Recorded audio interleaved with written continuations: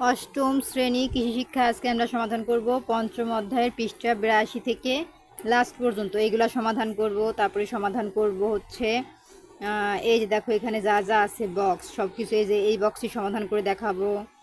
তারপরে সমাধান করব এই বক্সটি, মানে পুরো এই অধ্যায়ে যা যা আছে। এই অধ্যায়ে আমি দুটি ভিডিও করেছি, আগের একটি ভিডিওতে আমি দেখিয়েছি, এখন এটি হচ্ছে দ্বিতীয় ভিডিও। তারপরে এগুলা সব সমাধান করবে, যে এইগুলা এই যে 90 পৃষ্ঠার এইগুলা, তারপরে সমাধান করব। এই যে নেক্সটে যাই, এই যে এই পৃষ্ঠা ভিডিও করব 92, তারপরে সমাধান করব হচ্ছে দেখাই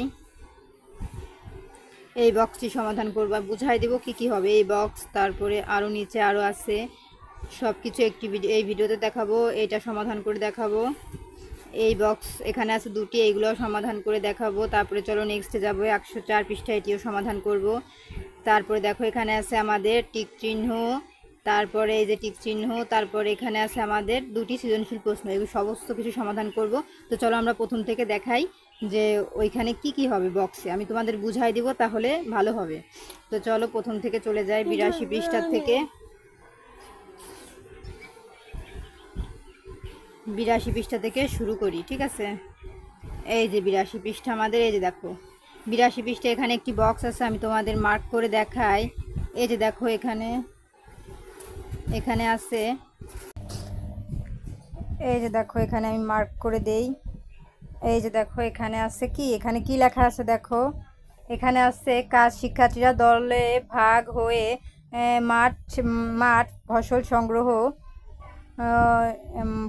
সংগ্রহ থেকে শুরু করে গুদামজাত করা পর্যন্ত কোন ধাপে কি কাজ করা হয় তা নিয়ে শ্রেণীতে আলোচনা করো। মানে কি, মাঠে ফসল সংগ্রহ থেকে এবং এটি গুদামজাত করা পর্যন্ত কি কি ধাপ আছে, এগুলো তোমরা শ্রেণীতে শুধু আলোচনা করবা। দেখছো এখানে কিন্তু বলে নাই এর উত্তর কি, তো আমরা তো এর উত্তর দিব না। হ্যাঁ, এটির উত্তর কোনো গাইডেও নেই, আমি গাইডেও দেখেছি কোনো উত্তর নেই এখানে, বলে এখানে শুধু তোমাদের শ্রেণীতে উপস্থাপন করার কথা বলা হয়েছে। তারপরে চলো আমরা নেক্সটে চলে যাই। এই যে দেখো এখানে অনেক কিছু দেওয়া আছে। তারপরে দেখো এই যে গুদামজাতকরণ পর্যন্ত, তো এটা আমরা দেখলাম। এখন আমরা নেক্সটে চলে যাব, এখানে অনেক রিডিং আছে, এগুলো তোমরা পড়বা। আর দেখো এখানে কি বলেছে, এখানে বলেছে দেখো আরেকটি কাজে বলেছে একই পৃষ্ঠাতে, এই যে শিক্ষার্থীরা মিশ্র চাষের সুবিধা সম্পর্কে একটি দলগত কাজে অংশগ্রহণ করবে এবং পোস্টার পেপারে শ্রেণীতে উপস্থাপন করবে। এটাও বলেছে শ্রেণীতে উপস্থাপন করতে, বলে নাই আমাদের উত্তর দাও।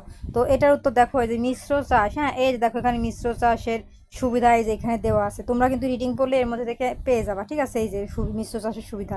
তো চলো আমরা এই যে এখানে যার একটি বলেছে শিক্ষার্থীদের দলে ভাগ হয়ে গুদামজাতকরণ, মাঠের ফসল সংগ্রহ, সব কিছু কিন্তু এই সব, এই যে দেখো গুদামজাতকরণ 6 নম্বরে লেখা আছে, ঠিক আছে। 6 নম্বরে গুদামজাতকরণ লেখা আছে, কিভাবে গুদামজাত করতে হয়, গুদামজাতকরণ করতে হয়। তো এখান থেকে কিন্তু তোমরা পেয়ে যাবা।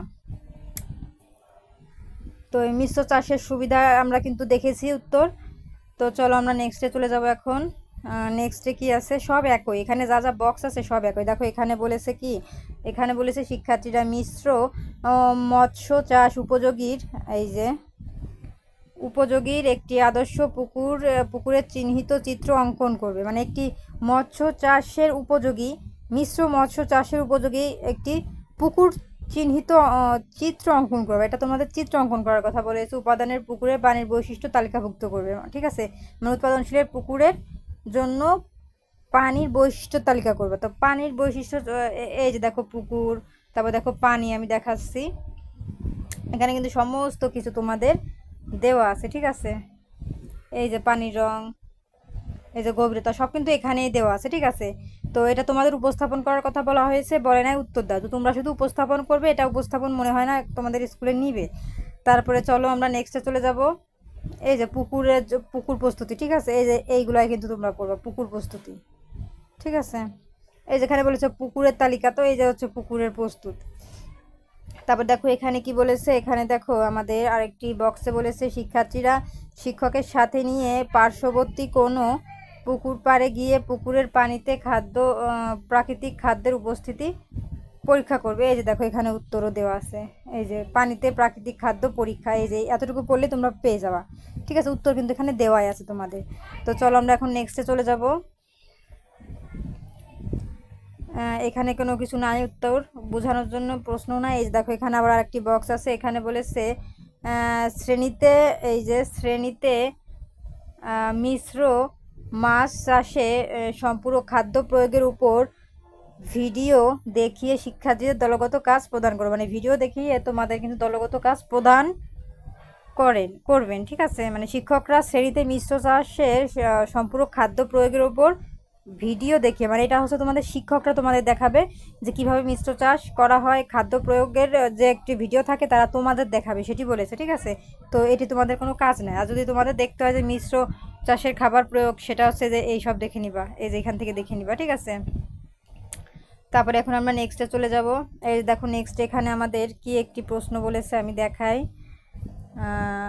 এই যে দেখো এখানে বলেছে শিক্ষার্থীরা অর্থনৈতিক ফসল হিসেবে চিংড়ির গুরুত্ব দলগতভাবে উপস্থাপন করবে, মানে চিংড়ির অর্থনৈতিক ফসল হিসেবে, হ্যাঁ, মানে শিক্ষার্থীরা এখানে বলেছে অর্থনৈতিক ফসল হিসেবে চিংড়ির গুরুত্ব, মানে চিংড়ির গুরুত্ব কি অর্থনৈতিক ফসল হিসাবে, এই যে চিংড়ির গুরুত্ব, হ্যাঁ, এই যে চিংড়ি চাষের নির্বাচন এখানেই দেওয়া আছে। এই এগুলোর মধ্যে পড়লে বুঝতে পারবো যে অর্থনৈতিক চাহিদা কিন্তু ব্যাপক। ঠিক আছে, ব্যাপক। এইখান থেকে রিডিংগুলো পড়বা। এই যে দেখো এখানে বৈদেশিক মুদ্রা অর্জন করা যায়, তাহলে কি, এই যে দেখো এখানে লেখা আছে, এই যে চিংড়ি বাংলাদেশের অর্থনীতিতে একটি গুরুত্বপূর্ণ মৎস্য সম্পদ। মৎস্য ও মৎস্যজাত পণ্যের রপ্তানি আয়ের শতকরা প্রায় 80% আসে হিমায়িত চিংড়ি থেকে। বৈদেশিক মুদ্রা অর্জনের ক্ষেত্রে পোশাক শিল্পের পরে চিংড়ির স্থান। ঠিক আছে, এইগুলো এইখান থেকে পড়লে কিন্তু তোমরা পেয়ে যাচ্ছ যে এর অর্থনৈতিক গুরুত্ব কিন্তু অনেক। হ্যাঁ, তাহলে আমরা এর উত্তরটি দেখিয়ে দিলাম, যদিও তোমাদের বলে না যে উত্তর তোমরা করো, এখানে বলেছে যে উপস্থাপন করবে। ঠিক আছে, তারপরে চলো আমরা এখন নেক্সটে চলে যাব। নেক্সটে কি আছে দেখাই। দেখো এখানে আবার একটি বক্স আছে, এখানে বলেছে কি চিংড়ির প্রাকৃতিক খাদ্য ও সম্পূরক খাদ্যের প্রয়োজনীয়তা দলগতভাবে আলোচনা করবে, মানে এর একটি প্রাকৃতিক খাদ্য, এই যে প্রাকৃতিক খাদ্য ও সম্পূরক খাদ্য প্রয়োজনীয়তা তোমরা দলগতভাবে শ্রেণীতে উপস্থাপন করবে, তাই বলেছে।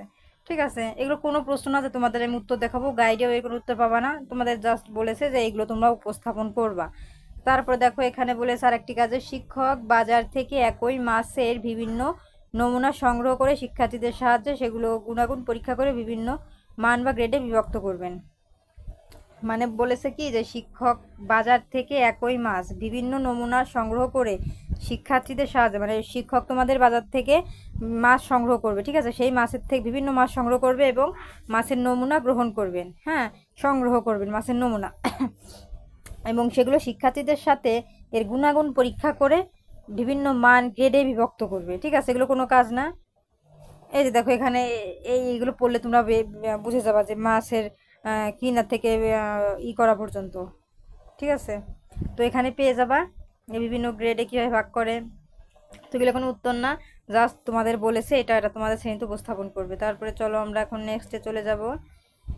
এই দেখো নেক্সট এখানে বলা আছে, এই যে নেক্সটে বলা আছে তোমার এলাকায় কোন পদ্ধতিতে গরু পালন করা হয় তা উল্লেখপূর্বক এর সুবিধা বা অসুবিধাগুলো লিখে দেখো, মানে তোমার এলাকায় যে গরুগুলো পালিত হয় তো এর সুবিধাগুলো তুমি বলবা যে এই গরু পালিতর কি সুবিধা আছে বা অসুবিধা কি কি আছে, সেগুলো তোমার শ্রেণীতে যাই উপস্থাপন করবা। ঠিক আছে,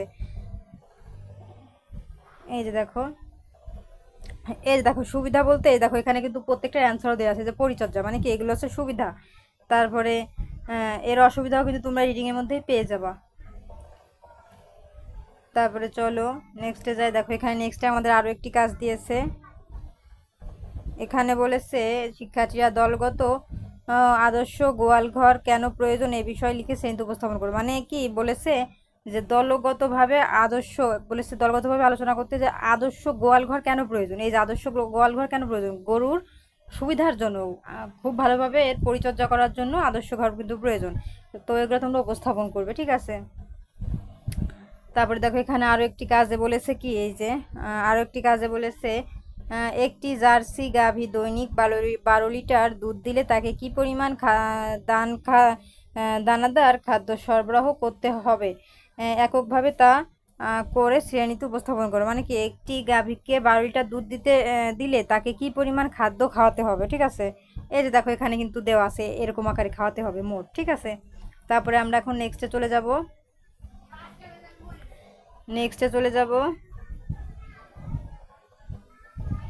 যে নেক্সটে আমাদের আর কি আছে, এই যে দেখো আরও একটি বক্স আছে, এখানে বলেছে শিক্ষার্থীরা দলে ভাগ হয়ে, আমি জুম করে দেখাই, এখানে বলেছে শিক্ষার্থীরা দলে ভাগ হয়ে গরুর রোগের বিভিন্ন কারণ লিপিবদ্ধ করে শ্রেণীতে উপস্থাপন করো।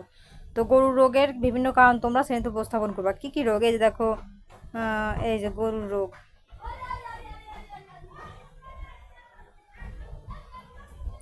আমি দেখাই গরুর রোগ।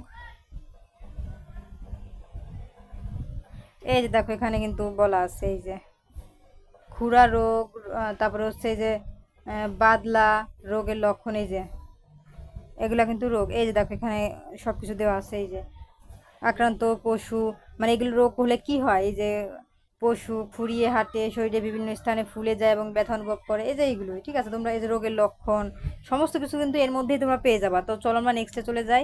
আর এখানে বলে না তোমাদের উত্তরগুলো খাতায় লিখতে হবে, তা কিন্তু বলে না। এখানে বলেছে যে উপস্থাপন করা শ্রেণীতে। এখন দেখো এখানে বলেছে, এই যে দেখো এখানে বলেছে শিক্ষক ভিডিওর মাধ্যমে পশুর খামারের রোগ প্রতিরোধের উপায়সমূহ দেখাবেন এবং দলীয় একক কাজ দেবেন। মানে তোমাদের শিক্ষক এটার কাজ তোমাদের দিবেন এবং একক কাজ দিবেন। ঠিক আছে, প্রতিরোধের উপায় তোমাদের দেখাবেন, এটা তোমাদের শিক্ষক দেখাবেন, তোমাদের না, যে রোগ প্রতিরোধের উপায়। এবং চাইলে তোমরা এই দেখো এখানেও কিন্তু উত্তর দেওয়া আছে, চাইলে এখান থেকেও তোমরা দেখতে পারো। ঠিক আছে, তারপর দেখো এখানে কি বলা আছে, আবার আরেকটি বক্সে বলা আছে শিক্ষার্থীরা দলে ভাগ হয়ে গরুর রোগ প্রতিরোধের সহায়ক কি কি ব্যবস্থা নেওয়া যায় সে সম্পর্কে শ্রেণীতে উপস্থাপন করবে। মানে কি কি রোগ সম্পর্কে এর প্রতিরোধের উপায় কি কি আছে, হ্যাঁ, কি ব্যবস্থা নেওয়া যায় সেটি শ্রেণীতে উপস্থাপন করবে। এই যে দেখো এখানে কিন্তু উত্তর দেওয়া আছে। এই যে অসুস্থ পশুকে চিকিৎসা প্রদান করা, অসুস্থ পশুকে আলাদা ঘরে পর্যবেক্ষণ করা, তার প্রয়োজনে অসুস্থ পশুর রক্ত মলমূত্র পরীক্ষা করার ব্যবস্থা, রোগান্ত পশুকে বাজারজাত না করা, মানে এই সমস্ত ব্যবস্থা নেওয়া উচিত রোগ প্রতিরোধের জন্য। সমস্ত উত্তর কিন্তু তোমাদের এখানেই দেওয়া থাকে, তোমরা শুধু একটু রিডিংটা দেখলেই পেরে যাবা। তারপর এখানে বলেছে শিক্ষক ডিম সংগ্রহ ও বাছাইয়ের ওপর ভিডিও দেখাবেন। হ্যাঁ, মানে শিক্ষক তোমাদের ডিম সংগ্রহ ও বাছাইয়ের উপর ভিডিও দেখাবেন, কিংবা ডিম সংগ্রহ সরবরাহ, এরপর শিক্ষার্থীদের ভালো ডিমের বৈশিষ্ট্য লিখে শ্রেণীতে উপস্থাপন করতে হবে। তোমাদের এটা উপস্থাপন করতে হবে, তাই বলেছে। ঠিক আছে, তো এগুলো কিন্তু সবই যে এর মধ্যেই আছে। ডিম বাছাইকরণ, এই যে দেখো এখানে ডিম বাছাইকরণ লেখাও আছে, এই যে ডিম বাছাইকরণ, ডিম সংগ্রহ, এগুলো পড়লেই পেয়ে যাবা। ঠিক আছে, তারপরে চলো আমরা নেক্সটে চলে যাবো। আর আমাদের না এখন আছে আমাদের টিক চিহ্ন, এখন আমরা এই টিক চিহ্নগুলো কমপ্লিট করবো। তো চলো আমরা উত্তরটি দেখে নেই। তো দেখো আমাদের এখানে কিন্তু 1 নম্বরে টিক চিহ্ন কি বলেছে, এখানে বলেছে গাভীর প্রধান খাদ্য কোনটি? সঠিক উত্তর হবে খ কাঁচামাল। তারপরে 2 নম্বরে বলেছে দেখো মাশরুম চাষ ঘরে পানি স্প্রে করার মাধ্যমে নিয়ন্ত্রণ করা যায় কি? নিয়ন্ত্রণ করা যায় হচ্ছে আর্দ্রতা, তাপমাত্রা। ঠিক আছে, প্রথমটা এবং তৃতীয়টা, প্রথমটা এবং এই যে, তো দেখো 2 নম্বরে হবে হচ্ছে এই যে আর্দ্রতা ও তাপমাত্রা, প্রথম দ্বিতীয়, এটা হবে গ নাম্বার। ঠিক আছে, তাহলে স্ক্রিনশট দিয়ে নাও। এখন আমি নেক্সটে চলে যাব। এখানে দেখো 3 নম্বরে বলা আছে এই যে ফল সংগ্রহ করার পরই সরকার থেকে চিনি তৈরি বন্ধ হয়ে যায় কোন ফলগুলোর? এই যে আঙুর, লিচু, লেবু। ঠিক আছে,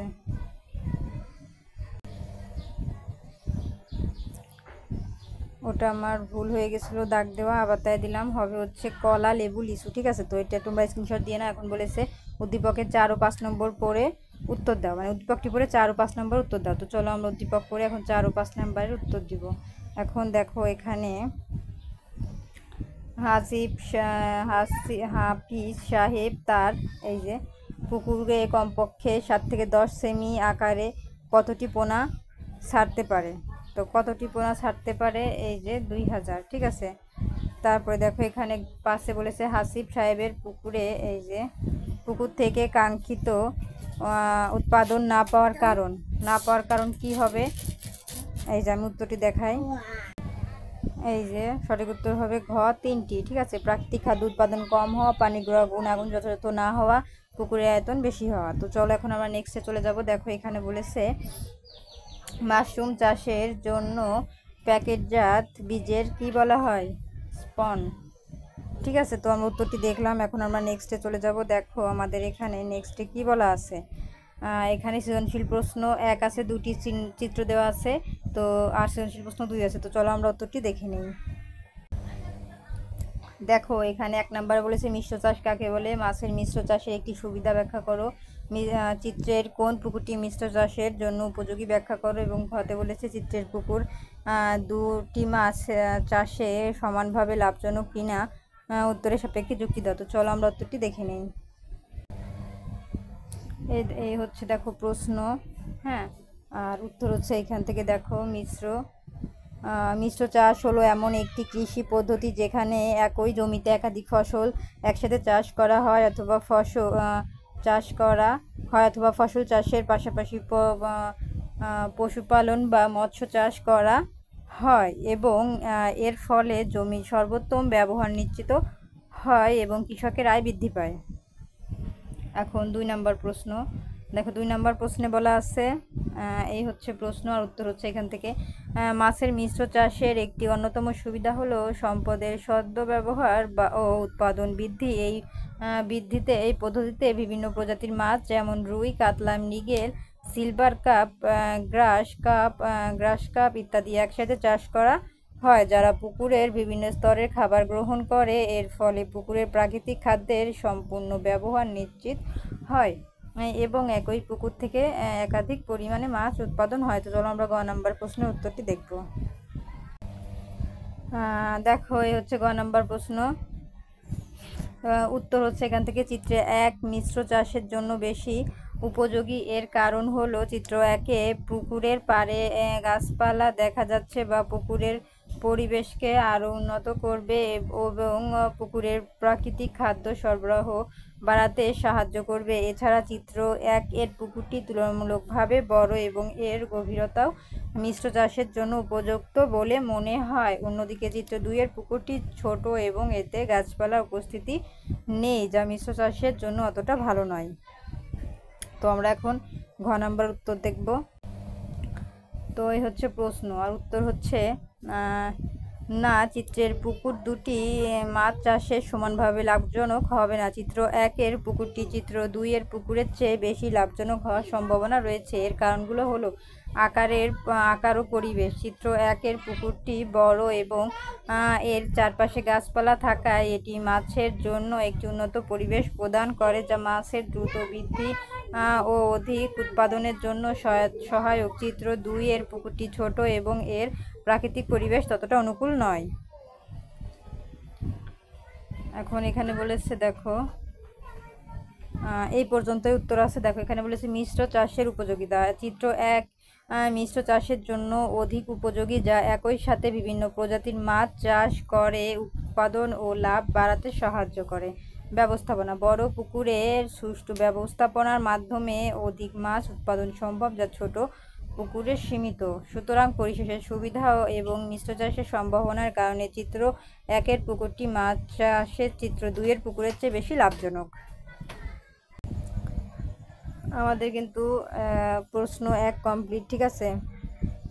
সৃজনশীল প্রশ্ন 1 কিন্তু আমাদের কমপ্লিট। এখন দেখো আমরা 2 নাম্বার সৃজনশীলে চলে যাব। দেখো এখানে কি বলেছে 2 নম্বরে, এই প্যাসেজটি পড়ে উত্তর দিব। ক, খ, গ এবং ঘ। কতে বলেছে গরু কোন জাতের খাদ্য বেশি পরিমাণ খায়, গোয়াল ঘর উঁচু স্থানে রাখা প্রয়োজন কেন ব্যাখ্যা করো, আলমের খামারটি একটি গাভীর জন্য দৈনিক কী পরিমাণ দানাদার খাদ্যের প্রয়োজন তা নির্ণয় করো, এবং আলম কী ব্যবস্থা গ্রহণ করলে তার গাভীগুলোর দুধ উৎপাদন কাঙ্ক্ষিত মাত্রায় পৌঁছায়, বিশ্লেষণ করতে। চলো উত্তরটি দেখে নেওয়া যাক।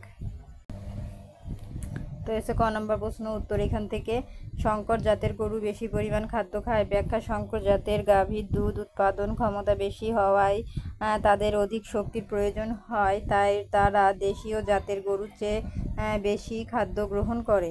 এখন খ নম্বরের প্রশ্নের উত্তর দেখব। দেখো খ নাম্বার প্রশ্ন এই যে, আর উত্তর হচ্ছে এখান থেকে গোয়ালঘর উঁচু স্থানে রাখা প্রয়োজন কারণ এতে নিম্নলিখিত সুবিধা পাওয়া যায়। আর্দ্রতা ও রোগ প্রতিরোধ: নিচু স্থানে গোয়ালঘর করলে বৃষ্টির পানি জমে স্যাঁতসেঁতে পরিবেশ তৈরি হতে পারে, যা বিভিন্ন রোগ জীবাণু ও পরজীবীর বংশবৃদ্ধিতে সহায়ক। উঁচু স্থানে গোয়ালঘর করলে এই সমস্যা এড়ানো যায় এবং গরু সুস্থ থাকে। তারপরে আছে বায়ু চলাচল ও স্বাস্থ্যকর পরিবেশ। উঁচু স্থানে বায়ু চলাচল ভালো হয়, যার ফলে গোয়ালঘরের ভিতরে আর্দ্রতা ও অ্যামোনিয়া গ্যাস সহজে বের হয়ে যায়। এটি গরুর শ্বাসতন্ত্রের রোগ প্রতিরোধে সাহায্য করে এবং স্বাস্থ্যকর পরিবেশ নিশ্চিত করে। পরিষ্কার পরিচ্ছন্নতা ও বর্জ্য নিষ্কাশন। উঁচু স্থানে গোয়ালঘরের মেঝে পরিষ্কার রাখা সহজ হয় এবং গোবর ও মূত্র নিষ্কাশনের ব্যবস্থা করা সুবিধাজনক হয়, যা খামারের সামগ্রিক পরিচ্ছন্নতা বজায় রাখতে সহায়তা করে। গ নাম্বার প্রশ্ন এই যে উত্তর এখান থেকে, আলমের খামারে প্রতিটি গাভী দৈনিক 12 লিটার দুধ দেয়। সাধারণত প্রতি লিটার দুধ উৎপাদনের জন্য 300 থেকে 400 গ্রাম দানাদার খাদ্যের প্রয়োজন হয়। এই হিসেবে 12 লিটার দুধের উৎপাদনের জন্য একটি গাভীর দৈনিক দানাদার খাদ্যের প্রয়োজন হবে 12 গুণ 300 সমান 3600 সমান 3.6 সর্বনিম্ন, 12 গুণ 400 সমান 4800 সমান 4.8 সর্বোচ্চ। অতএব আমাদের আমলের খামারের একটি গাভীর জন্য দৈনিক প্রায় 3.6 কেজি থেকে 4.8 কেজি দানাদার খাদ্যের প্রয়োজন। এই হচ্ছে ঘ নাম্বার প্রশ্ন উত্তর এখান থেকে, আমল পশুপালনের কর্মকর্তার পরামর্শ অনুযায়ী স্বাস্থ্যসম্মত পালন ব্যবস্থা গ্রহণ করায় তার গাভীগুলো দুধ উৎপাদন কাঙ্ক্ষিত মাত্রায় পৌঁছায়। এই ব্যবস্থার মধ্যে নিম্নলিখিত বিষয়গুলো অন্তর্ভুক্ত থাকতে পারে। সুষম খাদ্য সরবরাহ। গাভীগুলো দুধ উৎপাদন বৃদ্ধির জন্য প্রয়োজনীয় পুষ্টি নিশ্চিত করতে হবে। সুষম ও মানসম্মত দানাদার খাদ্য, সবুজ ঘাস এবং খড় সরবরাহ করা। তারপরে দেখো আছে স্বাস্থ্যকর পরিবেশের নিশ্চিতকরণ। গোয়ালঘরের সঠিক ব্যবস্থাপনা, যেমন পরিষ্কার পরিচ্ছন্নতা, পর্যাপ্ত বায়ু চলাচল এবং রোগমুক্ত পরিবেশ বজায় রাখা, নিয়মিত স্বাস্থ্য পরীক্ষা ও চিকিৎসা।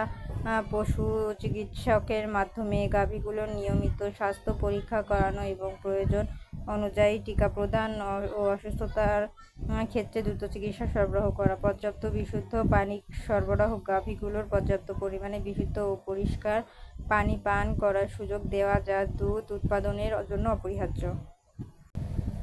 তো আমাদের কিন্তু 2 নাম্বার প্রশ্নগুলো কমপ্লিট। তো পরবর্তীতে 6ষ্ঠ অধ্যায়ের ভিডিও দেখার জন্য অবশ্যই সাবস্ক্রাইব মাই চ্যানেল।